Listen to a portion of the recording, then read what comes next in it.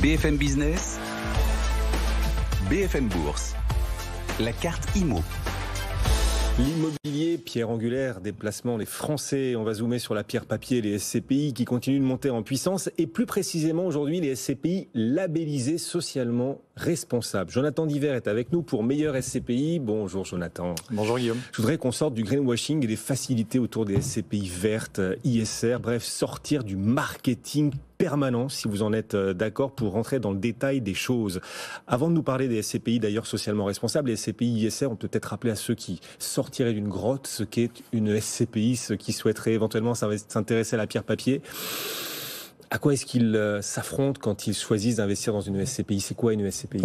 Une SCPI, bon, la pierre papier, comme vous l'avez bien expliqué, Guillaume, finalement, c'est de l'épargne immobilière. C'est plutôt que d'acheter un appartement, vous achetez des parts d'un fonds immobilier qui détient des centaines, voire des milliers d'actifs immobiliers qui sont loués à des entreprises ou des particuliers. Les loyers sont payés finalement après la déduction des charges et puis d'autres éléments. Aux épargnants, sous forme de dividendes qui sont versés mensuellement ou trimestriellement. Donc finalement, c'est investir en immobilier à partir de quelques centaines d'euros sans en avoir les contraintes. Et les contraintes, on le sait, elles peuvent être nombreuses. Et on voit désormais les SCPI socialement responsables monter en puissance. Qu'est-ce qui se cache derrière ce label des SCPI ISR? Qu'est-ce qui différencie une SCPI traditionnelle d'une SCPI socialement responsable? Ouais, alors c'est vrai que c'est important de finalement de pas être dans le greenwashing et au sein de Meilleur SCPI, on est toujours très attentif finalement un peu à ces effets d'annonce. Alors ce qu'il faut savoir déjà, c'est que le label ISR, il a été créé en 2015, principalement pour les valeurs mobilières, et depuis octobre 2020, enfin pour les fonds immobiliers. Alors donc c'est une bonne chose parce que finalement l'immobilier participe quand même beaucoup aux émissions de CO2, que ce soit la construction ou que ce soit lors de l'utilisation des bâtiments. Et en fait, finalement, c'est quoi le label ISR, investissement socialement responsable? C'est faire en sorte de bâtir un cahier des charges. Donc c'est le gérant qui bâtit un cahier des charges, qui soumet un auditeur. Cet auditeur valide le cahier des charges et permet finalement d'obtenir ce label. Et dans ce cahier des charges, on va avoir finalement des critères environnementaux, sociaux, de gouvernance. Et ces critères, on peut donner quelques exemples. C'est des critères d'énergie, des critères d'émissions de gaz à effet de serre, de mobilité, faire en sorte que finalement mon bâtiment soit accessible en termes de transport en commun, soit accessible en termes de mobilité douce, trottinette, vélo et que sais-je. Voilà. Et puis après, d'autres thématiques également au niveau de la gestion de l'eau et des énergies renouvelables. Mais le label ISR... Ce label dans l'univers financier, il est de plus en plus décrié, Jonathan, il va même être réformé bientôt. Qu'est-ce qui me prouve que pour les SCPI, ce label ISR influencera davantage et peut-être plus positivement l'impact des choix d'investissement de ceux qui nous écoutent? On peut peut-être même mettre les mains dans le moteur, Jonathan. Quelles sont les stratégies des SCPI ISR, ces stratégies qui seront à même de me prouver qu'on n'est pas dans le fake? Alors, c'est finalement, moi je trouve qu'il y a deux choses. Il y a le savoir-faire et le faire savoir. Donc finalement, on établit un cahier des charges. Ce cahier des charges, on va devoir le suivre. Et on va devoir reporter à ces épargnants, chaque année, à travers le rapport ESG, de ce qu'on a fait. Alors, sur les stratégies, finalement, en immobilier, on peut se dire, j'ai qu'à investir, créer un fonds qui n'achète que de l'immobilier neuf. Sauf que c'est un peu, finalement... impossible d'acheter que des immeubles neufs, sinon votre performance sera vraiment beaucoup moins importante. Donc aujourd'hui, le levier, c'est d'acheter finalement de l'immobilier qui est existant, mais qu'on va améliorer d'un point de vue énergétique. Et c'est le meilleur levier finalement en termes de réduction de consommation énergétique. Donc on est finalement dans le best in progress, donc faire en sorte d'améliorer dans le temps l'utilisation du bâtiment, là où sur le best in class, donc ça veut dire que finalement j'achète un immeuble qui est déjà le meilleur de la classe, entre guillemets, de ma classe d'actifs immobiliers. Voilà. Wow.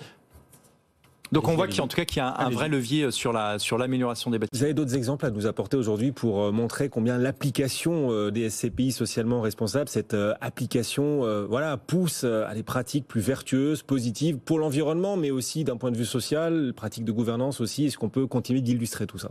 Oui, alors finalement c'est assez génial parce que dans l'univers de l'immobilier, il y a énormément de choses à faire. Et finalement, on était un peu des mauvais élèves sur l'aspect finalement émissions de gaz à effet de serre et puis d'autres éléments. On va prendre un premier exemple. Il y a un gérant qui m'a évoqué une de ses stratégies finalement ISR, il a audité l'ensemble des consommations de ses locataires. Donc en fait, finalement, dans les relations, et on parle de gouvernance finalement, et d'environnement, dans les relations qu'il a avec ses locataires, il dit à ses locataires, transmettez-moi vos bordereaux finalement de consommation d'électricité ou de gaz. Je vais consolider toute cette information, voir d'un point de vue statistique s'il y a des incohérences par rapport aux mêmes locataires dans l'immeuble, par rapport à des locataires dans un ensemble équivalent, etc. Donc vous voyez que finalement on rentre dans la stat et on va pouvoir lui dire au locataire, mais attendez, attention, là il y a un levier de réduction de consommation énergétique, parce que peut-être que vous laissez la clim le soir en été, parce que vous laissez le chauffage à fond en hiver, et c'est finalement, vous voyez qu'on peut vraiment agir, et il y a des gérants qui arrivent à le faire, et le gérant en question c'est Atlan Voisin avec la SCPI Épargne Pierre. Donc là le gérant de la SCPI essaie d'éduquer les locataires des biens dans lesquels il a choisi d'investir. Bien sûr, donc on agit sur deux niveaux, la gouvernance finalement, avoir des bonnes relations avec ses locataires, oui, vous l'avez dit, finalement, les éduquer, leur apporter de la pédagogie, et puis aussi sur l'aspect environnemental, parce que l'objectif, c'est de réduire les consommations. Bon, les investisseurs qui nous écoutent, alors ils peuvent être très intéressés par cette idée d'investir socialement responsable dans l'immobilier, d'autant que l'immobilier pèse très lourd dans la facture énergétique française, mondiale, européenne. Bref, l'immobilier est un poids lourd, malheureusement, des émissions de CO2. Donc très bien. Est-ce que tout cela rapporte? Est-ce qu'investir dans des SCPI labellisés socialement responsables, c'est rentable? C'est très rentable. C'est très rentable.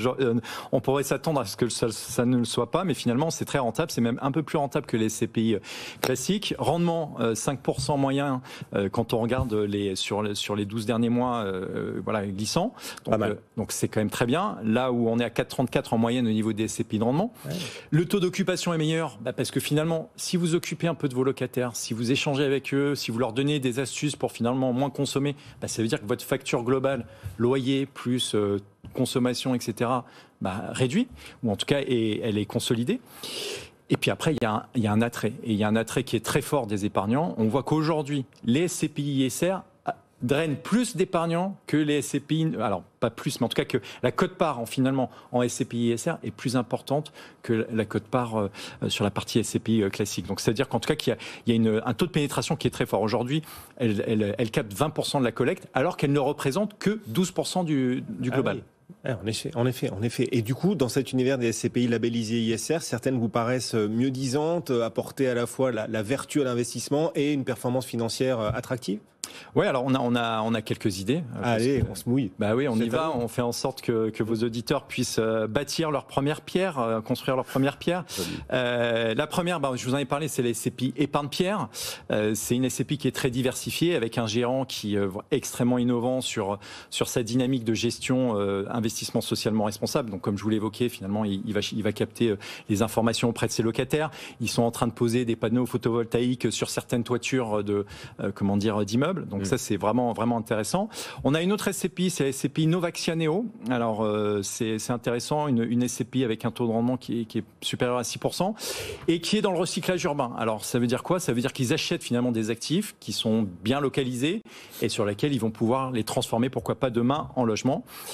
Dernière SCPI, c'est la SCPI Pierre Capital, une SCPI qui est peut-être pas très connu, mais finalement qui a de l'intérêt, plus de 4% de rendement sur cette SCPI. Et puis finalement, il y a une petite décote aujourd'hui sur cette SCPI, donc on peut s'attendre à ce qu'il y ait de la revalorisation aussi sur cette SCPI. Donc intéressante pour compléter son portefeuille SCPI. C'est de la diversification. On rappelle toujours Jonathan Diver avec nous aujourd'hui, le fondateur de Meilleur SCPI. Merci beaucoup Jonathan d'être passé nous voir sur le plateau de BFM Business. Dans un instant, on va se reconnecter à la séance du jour en direct. On parle de l'ensemble de vos placements. New York va ouvrir. On sera avec Sabrina Quagliosi depuis New York. Donc, dans une poignée de secondes, ce sera juste après la pause, alors que le CAC 40 est toujours en très légère hausse. On arbitre encore une avalanche de résultats aujourd'hui sur les marchés. À tout de suite sur BFM Business.